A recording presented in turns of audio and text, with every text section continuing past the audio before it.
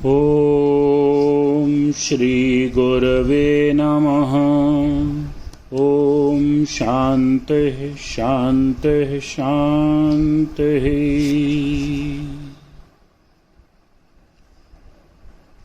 अखंडानंद बोधाय शिष्य संताप हारिणे सच्चिदानंद रूपाय रामाय गुरवे नमः।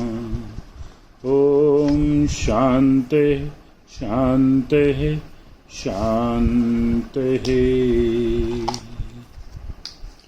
प्रणाम भगवान। स्वामी राम तीर्थ जी का दिव्य ग्रंथ वेदांत शिखर से, जिसमें अध्याय चल रहा है वेदांत विषयक कुछ प्रश्नों के उत्तर।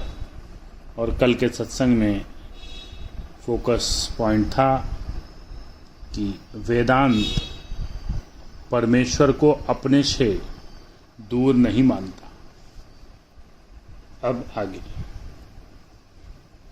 कल्पना करो कि एक ऐसा स्वामी है जो कभी बाग में जाता है और कभी महल में जाता है, कभी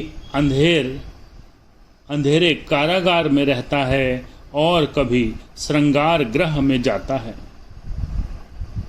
वही स्वयं पाकशाला में जाता है और स्वयं बोझ के नीचे दबा रहता है। ऐसे स्वामी को आप क्या कहेंगे? क्या वह अन्यायी है? नहीं नहीं, अन्यायी तो वह तब होता जब वह उन लोगों से भिन्न होता जिनको वह जेल खाने में, बाग में, महल में तथा वस्त्रागार में रखता है। किंतु यदि वह खुद ही श्रृंगार गृह में जाता है और स्वयं ही दूसरे स्थानों पर जाता है तो वह अन्यायी नहीं हो सकता। उस पर सारा दोष हट जाता है। इस भांति वेदांत बतलाता है कि यह प्रत्यक्ष अनेकता, यह ऊपरी विरोध परमेश्वर के मुख पर एक कलंक होगा। यदि परमेश्वर उन लोगों से भिन्न हो तो जो कष्ट झेलते हैं, और उन लोगों से भिन्न हो जो धनी और गरीब हैं, पर परमेश्वर ही स्वयं सर्वरूप है, स्वयं राम ही है। स्वयं मैं एक स्थान में धनी हूँ और एक स्थान में मैं कारागार में हूँ। स्वयं मैं ही रूपवान हूँ, स्वयं मैं ही कुरूप हूँ, मैं ही बाग में हूँ, मैं ही निर्जन स्थान में हूँ। फिर आप किसे दोष देंगे? स्वयं दोष लगाने वाला भी मैं ही हूँ। इस संबंध में एक बात और कहनी है। इस देश में वेदांत का प्रचार करना बड़ा कठिन है, जहाँ मैं शब्द का व्यवहार शरीर या मन के पक्ष में किया जाता है।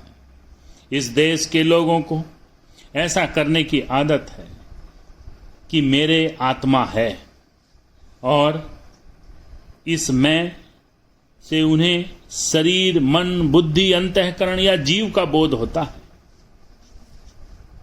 परंतु जिसे वेदांत का साक्षात्कार हुआ है, वह इस मैं शब्द से देह, मन अथवा पुनर्जन्म लेने वाले सूक्ष्म शरीर का अर्थ कदापि नहीं ले सकता। मैं यह कुछ नहीं, मैं यदि हूं तो परमेश्वर हूं। और दम लगा के बात कहते हैं। मैं बादशाह हूं, मैं घोड़े का स्वामी हूं, मैं सन्यासी हूं, मैं एक अमेरिकावासी हूं, मैं एक हिंदू हूं। ये कथन इस एक विशेष प्रकार के हैं और मैं परमेश्वर हूं। इस कथन से उनकी कोई समता नहीं है। आप इस भेद पर ध्यान दें। मैं बादशाह हूं, इस कथन में बादशाह शब्द एक उपाधि है। मैं घोड़े का मालिक हूं, इस कथन में घोड़े का स्वामित्व एक पदवी है, जिसे मैं पोशाक के रूप में पहन लेता हूं। जब हम कहते हैं मैं गरीब हूं, तब गरीब एक वस्तु है और मैं कोई दूसरी वस्तु है। गरीबी मानो एक पोशाक है जो ऊपर से धारण कर ली जाती है। अच्छा, जब हिंदू कहता है मैं ब्रह्म हूं, तब सावधान। ब्रह्म या परमेश्वर शब्द कोई उपाधि नहीं है, कोई गुण नहीं है, कोई पोशाक नहीं है जो तुम अपने आप को वही तुच्छ मिथ्या अहम अर्थात अहंकार समझते हुए अपने ऊपर धारण कर लेते हो। ब्रह्मत्व या परमेश्वर कपड़े की भांति नहीं पहना जाता। भारतवासी जब कहता है मैं ब्रह्म हूं, तब उसका पदवी जैसा प्रयोजन नहीं होता। यह वक्तव्य ऐसा है जैसा कि यह सांप एक रस्सी है, यह एक मनुष्य है जिसने अंधकार में रस्सी को सांप समझने की गलती की थी। वहां जमीन पर लिपटी एक रस्सी पड़ी थी, इसने उसे सांप समझ लिया और डर कर गिर पड़ा। एक दूसरा व्यक्ति आकर उससे बतलाता है कि ए प्यारे भाई, तुम्हारा सर्प तो रस्सी है। इसका क्या अर्थ है? इसका अर्थ है कि जिसे तुमने भ्रांति से सांप समझा था, वह सांप नहीं है, रस्सी है। यह कथन उस तरह का नहीं है जैसा कि मैं सम्राट हूं। यहां रस्सी शब्द कोई गुण नहीं है। यदि तुमने यह कहा होता कि यह सांप काला है, तो काला शब्द सर्प का एक गुण होता। किंतु जब तुम कहते हो कि सांप रस्सी है, तब रस्सी सांप का गुण नहीं। कृपया इस पर खूब ध्यान दीजिए।